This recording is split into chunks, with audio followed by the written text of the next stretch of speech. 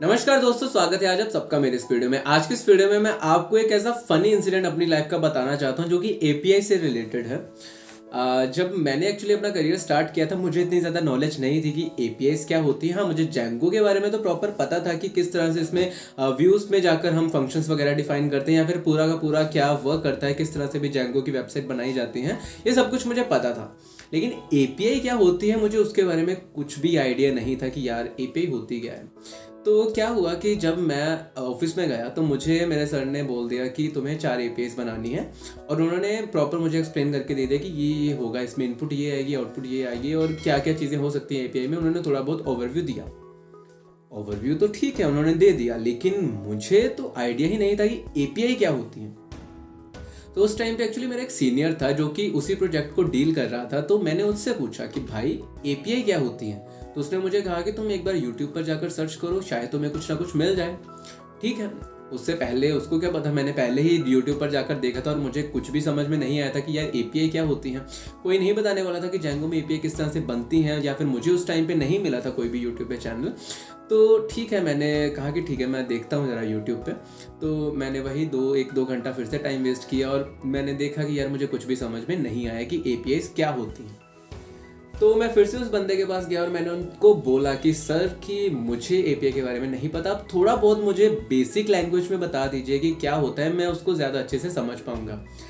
और to my surprise उस बंदे ने पता क्या बोला, कहता है कि जो तुम व्यूज़ में जाकर फंक्शन बना रहे हो ना, इसी को ही एपीएस का नाम दिया जाता है। इसी में ही पोस्ट रिक्वेस्ट को हैंडल किस तरह से किया जाता है, गेट रिक्वेस्ट को हैंडल किस तरह से किया जाता है, पुट को किस तरह से हैंडल किया जाता है, या फिर जो भी रिक्वेस्ट होती है उसको किस तरह से हैंडल किया जाता है, उसके कॉरेस्पॉन्डिंग हम जो भी फंक्शंस बना रहे होते हैं व्यूज वाली फाइल में, उन्हीं सबको एपीएस का नाम दिया जाता है।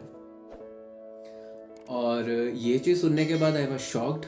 मैंने कहा ये तो मैं हमेशा से बना रहा था, कि मतलब पहले भी मैंने बनाई थी और मुझे कभी नहीं पता था कि मैं एपीएस बनाकर दे रहा हूँ। और सीरियसली मुझे उस टाइम पे थोड़ा बहुत अजीब भी लगा कि यार कर भी रहा था काम और मुझे ये भी नहीं पता था कि मैं कर क्या रहा था। और उस टाइम पे एक्चुअली मैंने उसके बाद मुझे फिर भी थोड़ी बहुत तो क्लैरिटी ही नहीं थी कि यार मैं सर को किस तरह से इस चीज़ को एक्सप्लेन करके बताऊंगा कि सर मैंने बना लिया। तो उस बंदे ने बोला कि तुम बस ये फंक्शन बनाओ, यूआरएल डिफाइन करो और ये बता देना उसको कि इनपुट और आउटपुट में क्या जा रहा है, तो that is more than sufficient. तो मैंने भी ये कर दिया। सर ने अगले दिन मुझसे पूछा कि तुमने एपीआईज बना ली हैं। तो मैंने उनको बोला कि सर अभी तो चलो वर्किंग में है, लेकिन हाँ थोड़ा बहुत ओवरव्यू बन रहा है, मेरे को हफ्ते का टाइम चाहिए। ठीक है, वेल इनफ। तो हफ्ते बाद उन्होंने मुझसे फिर से पूछा कि काम कंप्लीट हो गए, एपीआईज बन गई चारों। तो मैंने उनको बोल दिया कि हाँ जी सर, चारों के चारों एपीआईज बन गए। और मैंने किस तरह से बनाई थी, मैंने जितने भी व्यूज फंक्शन थे, जितने भी लॉजिक लगाए जाते थे, सब कुछ वहाँ पे लगा दिया। इनपुट क्या आएगी वो मैंने पहले ही सिनेरियोज में एक्सप्लेन कर दिया था कि अगर इनपुट ये कुछ आएगा उसके क्या क्या कंपोनेंट होंगे, किनको वैल्यू उठाकर इधर उधर करना है, ये सब कुछ मैंने पहले ही डिफाइन कर दिया था। और आउटपुट में मुझे जेसन फॉर्मेट में वो सारी की सारी आउटपुट देनी थी। तो मैंने उनको ये सारा का सारा स्ट्रक्चर बनाकर दे दिया कि इनपुट ये जाएगी, आउटपुट ये जाएगी और इसका यूआरएल जो होगा पाथ का वो ये होगा, और कौन कौन सी रिक्वेस्ट हिट कर सकते हैं, यानी कि पुट रिक्वेस्ट जाएगी, पोस्ट रिक्वेस्ट जाएगी या गेट रिक्वेस्ट जाएगी। तो मैंने उन सबको वो सब चीज़ें बता दी। और मुझे थोड़ी हैरानी भी हुई, मुझे लगा शायद सर बोलेंगे कि ये क्या कर दिया, लेकिन सर ने कहा कि ठीक है, बहुत अच्छे। और मैं हैरान, मैं कहा कि यार ये एपीआई बस इसी को ही कहते हैं। मतलब बाद में मैंने उन बंदों से कंफर्म किया कि एपीआई इसी को ही कहते हैं, मुझे कंफर्म करके यही बताइएगा। तो उन्होंने भी मुझे बेसिक बाद में इसके बारे में समझाया कि हाँ एपीआई तो यही होती है, जो भी हम जेंगो में जाकर फंक्शंस वगैरह डिफाइन करते हैं, या फिर जो भी हम रेस्ट एपीआई बना सकते हैं, या फिर सिंपल सोप एपीआई बना सकते हैं, जेसन एपीआई बना सकते हैं, जो भी हमारा मन करे हम उस तरह की एपीआई बना सकते हैं। लेकिन बेसिक जो उसका स्ट्रक्चर होता है कि इनपुट वैल्यू कौन सी जाएगी, आउटपुट वैल्यूज क्या जाएगी, यही चीज इंपॉर्टेंट होती है कंपनी से।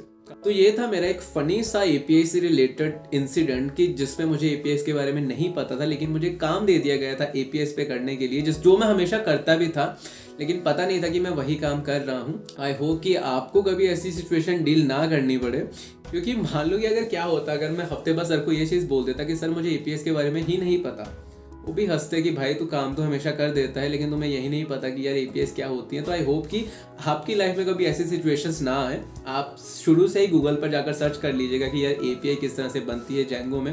उस टाइम पे तो चलो मुझे नहीं मिला था, लेकिन आजकल तो बहुत ज़्यादा ट्यूटोरियल्स आ चुके हैं, एपीआईज क्या होती है एकदम अच्छे से एक्सप्लेन किया गया है, तो आपको तो आजकल बहुत ज़्यादा चीज़ें मिल जाएंगी। लेकिन हाँ, उस टाइम पे ये थोड़ा सा ऐसा इंसिडेंट था जो मुझे लगा कि आपके साथ शेयर करना चाहिए। इसी के साथ आई होप कि ये वीडियो आपके लिए बिल्कुल भी रिलेटेबल ना हो, लेकिन स्टिल अगर आपकी लाइफ में भी कभी ऐसी छोटी मोटी गलतियां हुई हो, या फिर अब जब आप उसके बारे में सोचते हो कि यार मैं ये नहीं कर पाया था, ये तो बहुत ईजी था, तो उन सब सिचुएशन को जब आप अब के बारे में सोचते हो तो आप थोड़ी बहुत उसके बारे में कमेंट सेक्शन में जाकर बता सकते हैं। मैं भी उनको पढ़ के काफ़ी ज़्यादा खुश होऊंगा, और आप भी जब बताओगे तो मुझे पता है कि आप भी खुश ही हो रहे होंगे। तो कमेंट सेक्शन में जाकर कमेंट करके ज़रूर बताइएगा कि ऐसी ही कोई थोड़ी बहुत खट्टी मीठी याद अगर आपकी हो तो क्या थी, और अब आप उसके बारे में क्या सोचते हो। तो इसी के साथ आज के लिए बस इतना ही। आई होप कि मेरी जितनी भी वीडियोस हैं वो आपके लिए काफ़ी ज़्यादा हेल्पफुल रही हो। ये वीडियो बाकी सब वीडियो से थोड़ी सी हटके है, आई नो कि, लेकिन आई होप कि ये वीडियो आपको काफ़ी ज़्यादा अच्छी लगी हो।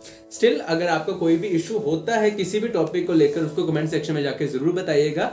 मैं पूरा ट्राई करूंगा कि उस टॉपिक पे एक वीडियो डेफिनेटली आपके लिए बनाकर दे सकूं। इसी के साथ आज के लिए बस इतना ही, फिर मिलते हैं अगली वीडियो में। धन्यवाद।